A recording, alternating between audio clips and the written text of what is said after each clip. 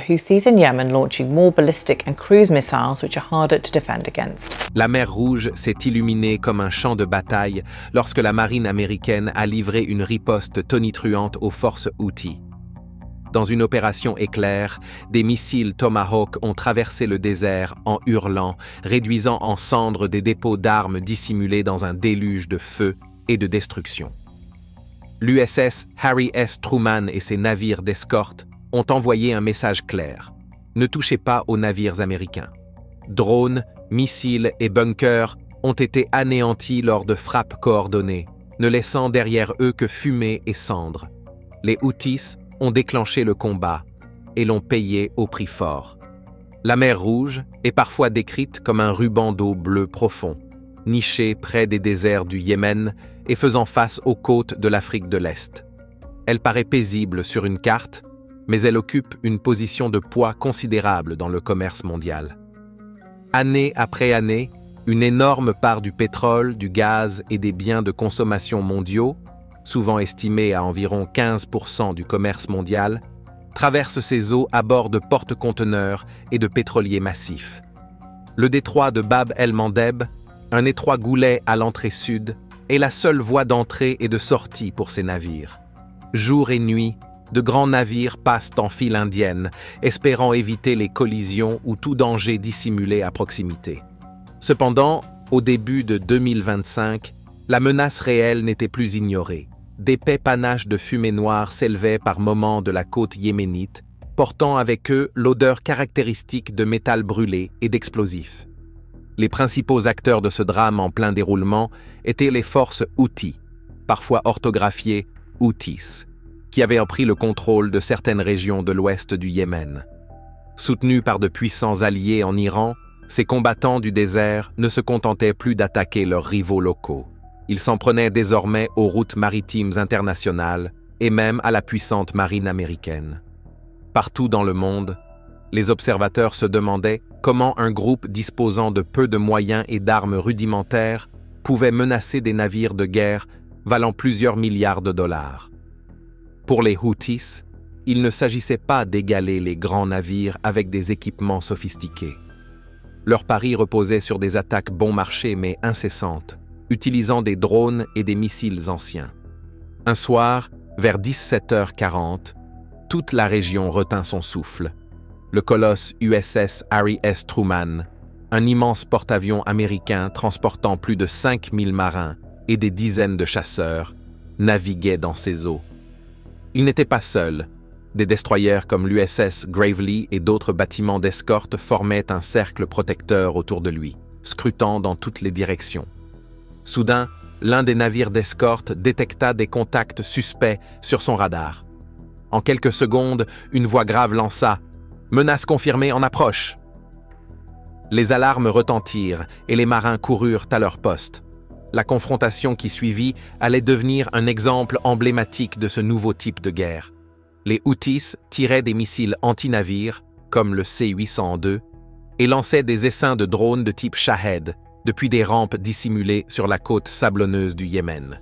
Les missiles C-802, souvent surnommés « tueurs rase-vagues », rasent la surface de l'océan à une vitesse d'environ 1000 km/h.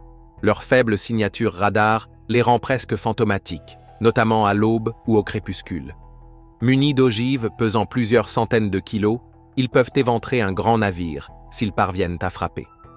Puis vient la deuxième vague, des drones lents, appelés modèles kamikazes, chacun transportant une petite charge explosive. Pris isolément, un ou deux drones ne semblent pas très impressionnants, mais les Houthis les envoient en essaim. Une nuée qui oblige les défenseurs à choisir entre gaspiller de coûteux missiles intercepteurs ou essayer de les abattre avec des canons à courte portée. Ce soir-là, le commandement de l'USS Gravely dut réagir en un éclair. Les grandes menaces, à savoir les missiles anti-navires, furent visés en priorité avec des intercepteurs SM-2. Chaque missile SM-2 s'élança depuis les cellules de lancement verticales dans un panache de fumée, coûtant à lui seul environ 2 millions de dollars. Les radars confirmèrent les impacts. Les 2 missiles ennemis furent détruits avant de pouvoir approcher le groupe naval. Certains marins poussèrent des cris de soulagement, mais la vague suivante apparut rapidement. Un essaim de drones avançant à environ 185 km/h, beaucoup plus lent que les missiles, mais capable de voler à basse altitude. Le capitaine du Gravely réagit rapidement. Ne gaspillez plus de gros missiles sur ces drones. À la place, le CIWS, un système de canon Gatling surnommé R2D2 pour sa forme de dôme, fit feu en déchaînant une pluie de projectiles de 20 mm. En quelques secondes, chaque drone fut criblé de milliers de balles. Des débris tombèrent dans la mer, ne laissant derrière eux que des ondulations à la surface. L'interception, bien que réussie, laissa un goût amer. 2 intercepteurs SM-2 de pointe, chacun coûtant des millions, avaient été utilisés contre des missiles C-802 bon marché. Quant aux drones, ils étaient dérisoires en comparaison. Certains marins râlèrent. C'est comme écraser une mouche avec une masse.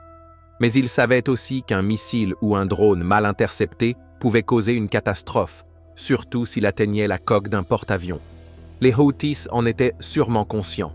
En lançant sans cesse des armes peu coûteuses, ils forçaient les Américains à épuiser leurs intercepteurs onéreux et à rester en état d'alerte constant. Même si ces attaques échouaient la plupart du temps, elles servaient les intérêts de l'Iran, en drainant les ressources, en testant les tactiques et en rappelant au monde que la mer Rouge n'était plus un endroit sûr. En réalité, l'arsenal des Houthis ne se limitait pas aux missiles de croisière basiques et aux drones. Grâce au soutien de l'Iran, ils disposaient également de missiles balistiques modifiés à partir d'anciens modèles soviétiques ou conçus par les ingénieurs iraniens. Certains missiles balistiques pouvaient parcourir plusieurs dizaines, voire centaines de kilomètres, avec une précision variable. Si les Houthis les lançaient contre un navire américain, ce dernier n'avait souvent d'autre choix que d'activer des intercepteurs valant plusieurs millions de dollars. Ce déséquilibre était qualifié de guerre asymétrique, où une force plus faible utilise des équipements bon marché pour porter des coups répétés dans le but d'épuiser la puissance de l'adversaire. Ce même jour, les hommes présents sur le pont de l'USS Harry S. Truman regardaient vers la côte yéménite alors que le soleil se couchait. Ils apercevaient de la fumée noire s'élever des moteurs des roquettes tirées plus tôt. Ils savaient que ces missiles les avaient visés. Peu importait que le porte-avions soit en réalité une forteresse flottante. L'objectif des Houthis ne semblait pas être de couler un porte-avions directement. Mais s'ils parvenaient à réussir ne serait-ce qu'une seule attaque, les gros titres du monde entier verraient cela comme une humiliation majeure pour la marine américaine. La peur d'un tel scénario suffisait à empêcher quiconque de fermer l'œil. 48 heures plus tard, la marine américaine apporta sa réponse.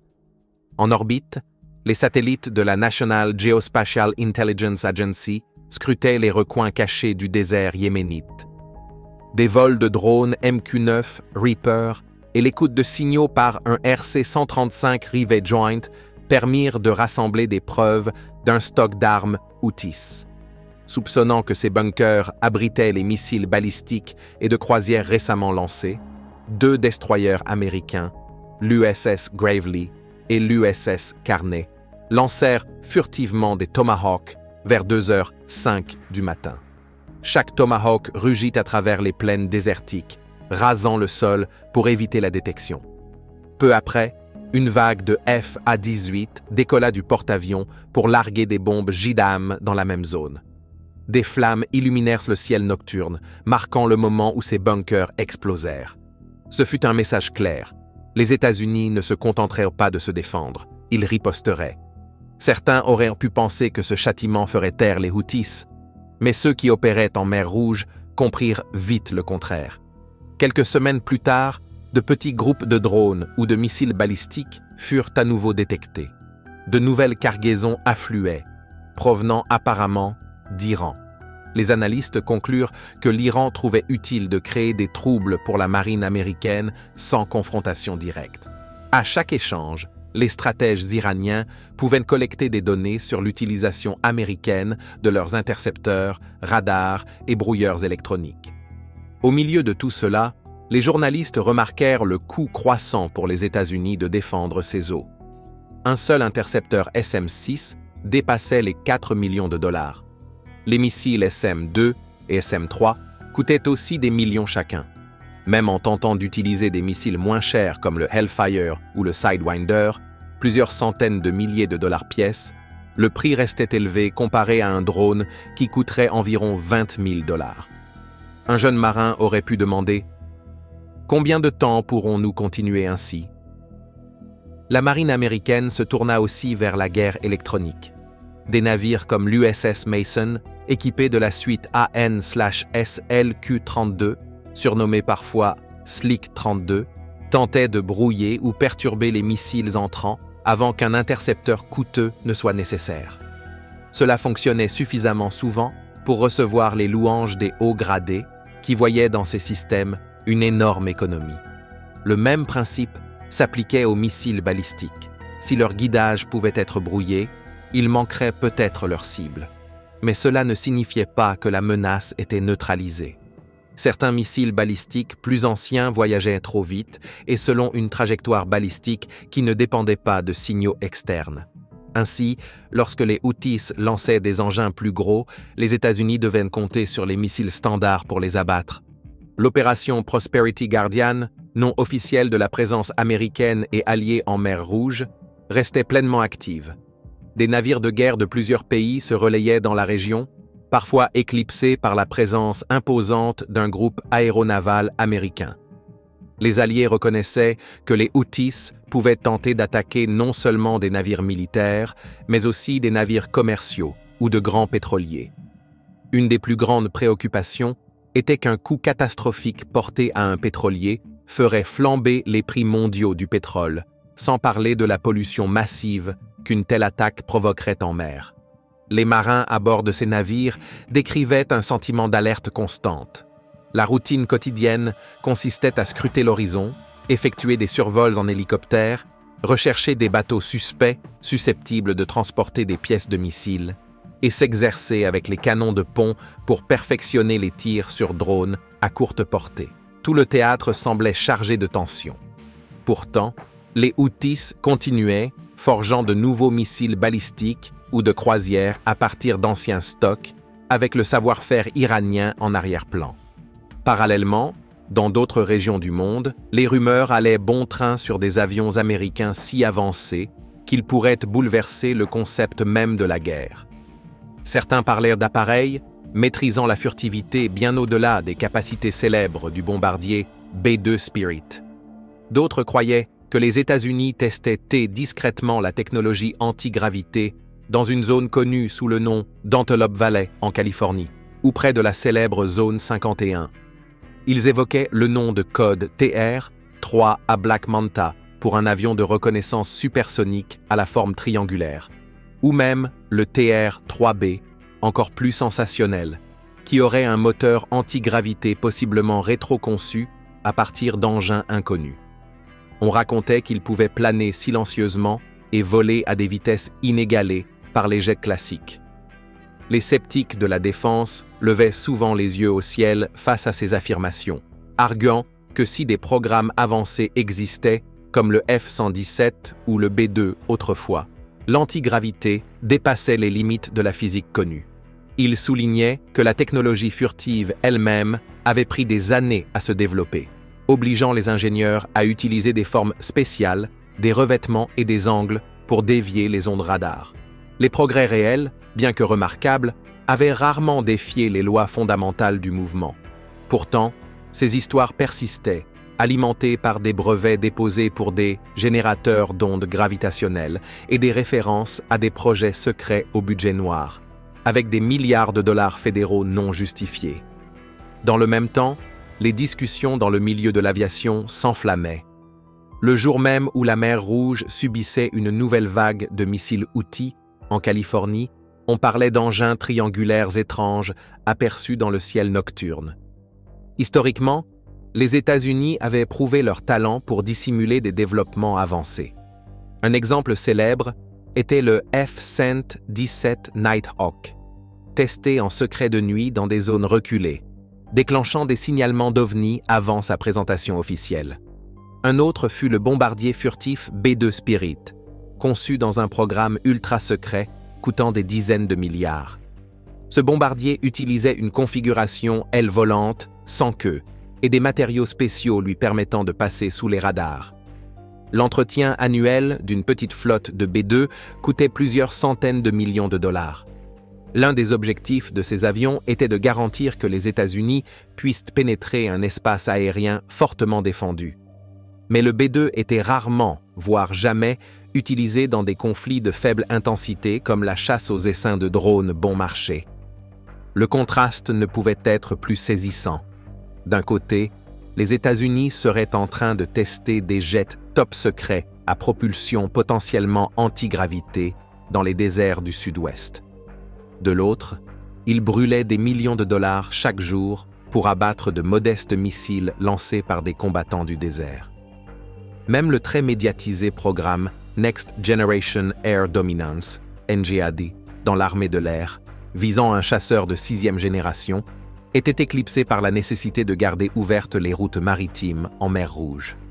Les États-Unis étaient contraints de préparer les guerres futures contre des adversaires quasi égaux, tout en faisant face à des escarmouches quotidiennes exigeant des solutions immédiates.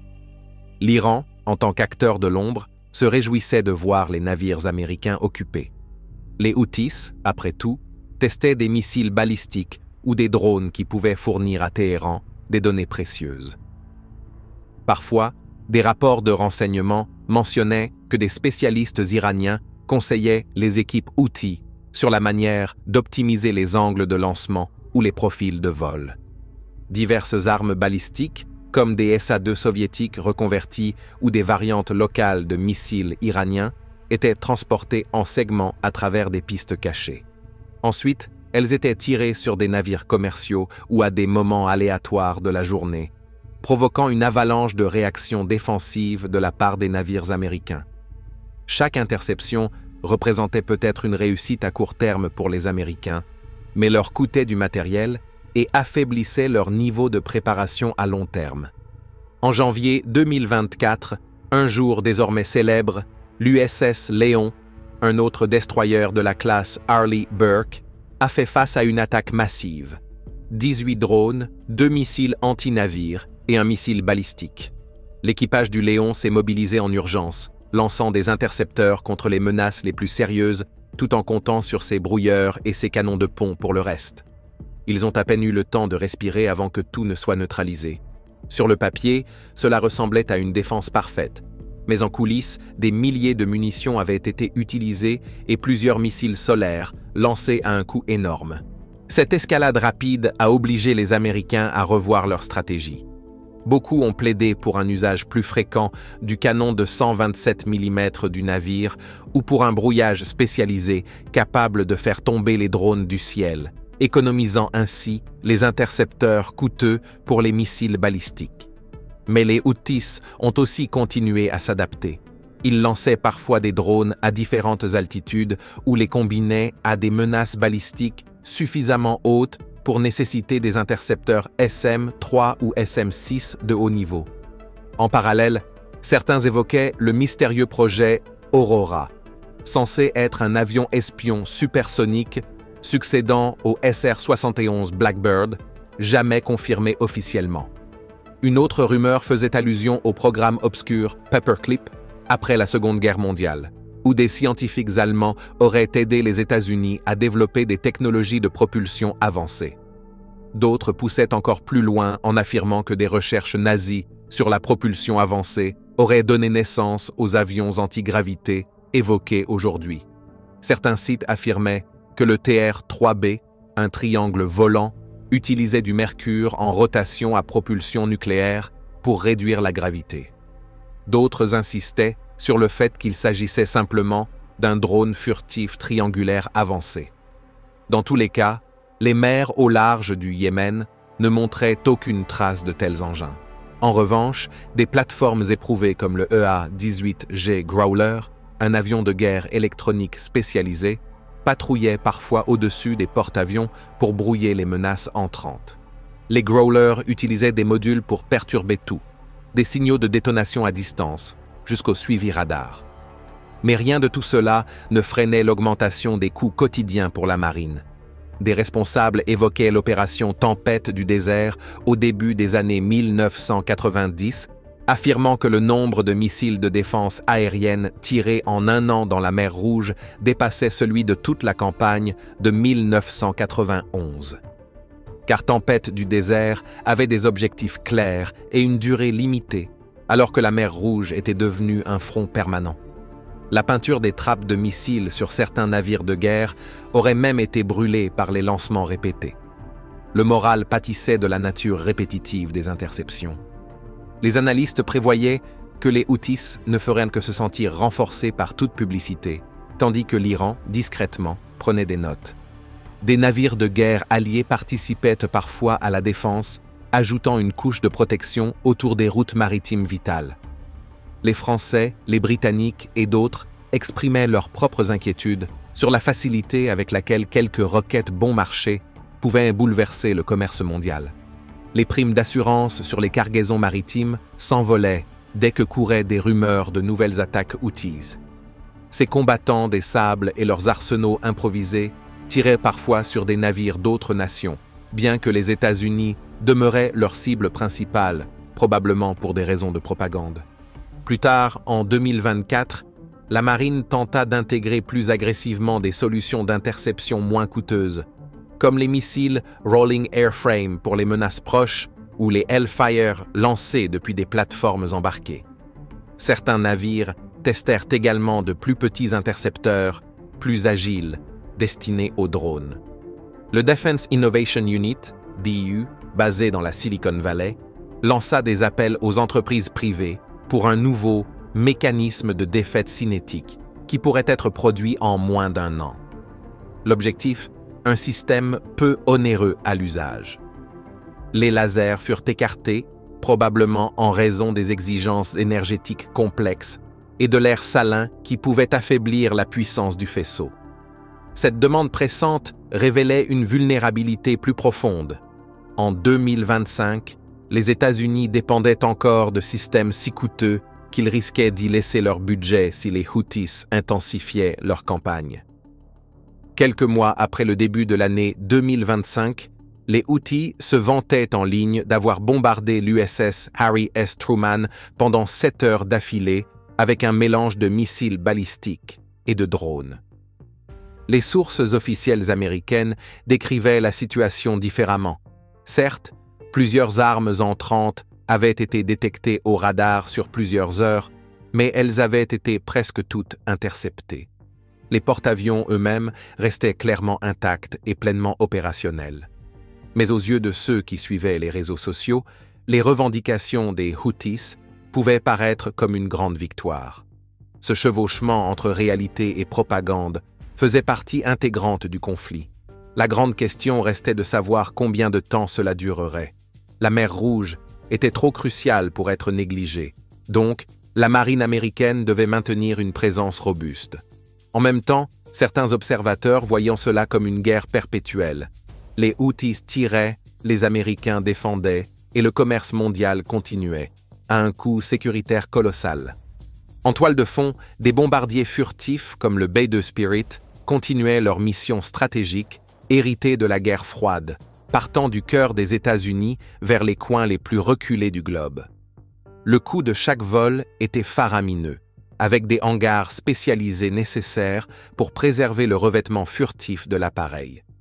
Au fil du temps, le B-2 avait été modernisé avec une architecture ouverte pour les systèmes de mission, une électronique de pointe et des radars plus performants pour détecter plus tôt les menaces. Mais rien de tout cela ne réglait directement le problème des vagues de drones bon marché en mer Rouge, équivalente à tenter d'éliminer un essaim de moustiques avec un marteau en or. D'autres programmes, comme le B-21 Raider, étaient en développement comme prochaine étape du bombardement furtif. L'avenir de l'US Air Force reposait également sur le programme Next Generation Air Dominance, NGAD, qui prévoit des chasseurs de 6e génération accompagnés d'équipes de drones autonomes. Cela pourrait théoriquement offrir une meilleure couverture dans les zones maritimes. Certains allaient jusqu'à évoquer les fameux TR-3A ou TR-3B, affirmant qu'ils utilisaient une propulsion antigravité leur permettant de planer ou de foncer à des vitesses folles. Ils affirmaient qu'un tel engin pourrait à lui seul brouiller les radars Houthis et détruire des drones sans utiliser de missiles à plusieurs millions de dollars. D'autres soutenaient que, même si une telle merveille existait, elle serait probablement réservée à d'éventuelles confrontations avec des puissances étatiques majeures, et non à une lutte de harcèlement avec un groupe local au Yémen. Après tout, le chasseur furtif F-117 et le bombardier B-2 avaient également été gardés secrets pendant des années avant d'être révélés au public. Si un véritable engin antigravité existait, il était probablement jugé trop stratégique pour être exposé dans un conflit de basse intensité. Le public lisait également l'histoire derrière la technologie furtive. Le Skunk Works de Lockheed développa le F-117 à partir des prototypes Chav Blue, façonnant des surfaces anguleuses pour dévier les ondes radar. Northrop Grumman contribua avec le B-2 et testa d'autres designs furtifs comme le Tacit Blue. Boeing construisit discrètement le Bird of Prey, un banc d'essai pour des formes avancées. Chacun de ces projets était lié à des budgets gouvernementaux secrets, bien qu'ils aient fini par être dévoilés, dans une certaine mesure. Mais les programmes supposés Aurora ou TR-3B n'ont jamais eu cette révélation officielle, les laissant dans le domaine de la spéculation, des témoignages fantaisistes et des photos douteuses. Certains mentionnaient des scientifiques allemands amenés en Amérique dans le cadre du projet Paperclip après la Seconde Guerre mondiale, affirmant que certaines expériences de fusées avaient formé la base de la recherche sur l'antigravité. D'autres riaient de cela, disant que ces scientifiques avaient simplement aidé à lancer les designs conventionnels de fusées de la NASA. Quoi qu'il en soit, rien de tout cela ne changeait l'équilibre quotidien des forces près des côtes du Yémen, où les missiles balistiques et les drones occupaient le devant de la scène. En janvier 2024, les Houthis tirèrent un missile balistique qui monta très haut avant de descendre dans la zone de couverture radar d'un navire américain. Les États-Unis durent répondre avec un SM-6 ou un SM-3 à un coût monstrueux. C'est exactement le type de guerre économique que les forces plus petites adorent exploiter. Le groupe derrière cela, probablement dirigé depuis Téhéran, pouvait continuer ainsi. Pendant ce temps, dans le sud-ouest des États-Unis, si une forme triangulaire survolait le ciel, cette histoire restait dans le domaine des rumeurs. Les Houthis cherchaient régulièrement de nouvelles façons de surprendre les Américains. Ils adaptaient les missiles balistiques en retirant leurs anciens systèmes de guidage soviétiques, en les remplaçant par des plus modernes, ou en modifiant les ogives pour un effet maximal. Chaque fois qu'ils tiraient, soit ils gagnaient un point de propagande, soit ils forçaient un lancement d'intercepteurs excessivement coûteux. Les Américains répondaient en rafales, détruisant parfois un dépôt Houthi suspecté avec une salve de Tomahawks ou des bombardements de F-18. Du jour au lendemain, d'énormes bunkers partaient en flammes, provoquant des explosions secondaires alors que des roquettes stockées explosaient. Mais un mois plus tard, il y en avait toujours davantage. Plus profondément au Yémen, les passeurs trouvèrent des moyens d'amener des pièces supplémentaires sous la direction iranienne. Ce cycle se répétait si souvent qu'il semblait sans fin. Des officiers américains décrivaient parfois la mer Rouge comme le front maritime le plus actif depuis la Seconde Guerre mondiale, notamment en termes d'interception de défense aérienne. Ils faisèrent des comparaisons avec les décennies précédentes, observant qu'aucun autre endroit n'avait déclenché autant de lancements de missiles en si peu de temps. Un opérateur radio frustré pouvait se demander « Avant, on se préparait à de grandes guerres entre États. Maintenant, on passe des mois à courir après des drones et des missiles anciens. » Toute la région vibrait sous tension, surtout autour du détroit de Bab el-Mandeb, où les cargos faisaient la queue. Tout le monde savait qu'une seule frappe réussie sur un pétrolier pourrait provoquer une onde de choc mondial. Une autre dimension du débat était la possibilité que la Russie ou la Chine tirent des leçons en observant la réaction américaine face à ces attaques bon marché incessantes. Elles pourraient reproduire cette tactique de masse avec du matériel plus avancé dans un conflit futur. La mer Rouge devint donc non seulement un champ de bataille américano-houthi, mais aussi un laboratoire pour les tactiques de guerre modernes, alimentant les spéculations sur la prochaine technologie. Si la furtivité avancée ne suffisait pas à stopper les drones bon marché, pourquoi ne pas imaginer un véritable engin anti-gravité capable de disparaître des radars et de neutraliser les menaces à presque zéro coût? Les gens se laissaient aller à ces idées futuristes, tandis que les vrais marins sur de vrais navires continuaient de scruter l'horizon avec jumelles et radars chaque jour. Vers la fin de 2024, les États-Unis durent se demander s'ils avaient assez de missiles intercepteurs pour repousser une vague massive. Les navires de ravitaillement devaient livrer de nouveaux stocks de missiles SM, Sidewinders, Hellfires et même de munitions standards de 127 mm. Un tel taux d'utilisation n'était pas prévu pour une marine moderne au quotidien. Les Alliés apportèrent leur aide en renseignement, tandis que la Defense Innovation Unit travaillait d'arrache-pied sur une solution moins chère. Ils voulaient une mesure cinétique économique, pouvant utiliser des projectiles plus simples ou un drone spécialisé s'écrasant sur les menaces entrantes. Les avertissements répétés de « ne pas chercher de solution laser pour l'instant » montraient que les États-Unis reconnaissaient que les lasers n'étaient pas encore assez robustes pour gérer de grands essaims dans l'environnement salin et humide de la mer. Début 2025, certaines estimations disaient que les États-Unis avaient abattu près de 500 drones Houthis et dépensé des centaines d'intercepteurs au total. Les responsables insistaient sur le fait que ces attaques n'avaient pas réussi à couler ou endommager gravement un navire américain majeur. Mais le poids psychologique sur les équipages était important. On partageait des histoires de peinture brûlée sur les portes des lanceurs verticaux, ainsi que des alarmes frénétiques en pleine veille qui faisaient courir les marins vers leur poste de combat à toute heure. La menace constante des missiles balistiques, des missiles de croisière et des drones faisait encore grimper les coûts. Merci d'avoir regardé cet épisode. Tant que vous êtes encore là, n'hésitez pas à cliquer sur la vidéo à l'écran pour plus de contenu de qualité.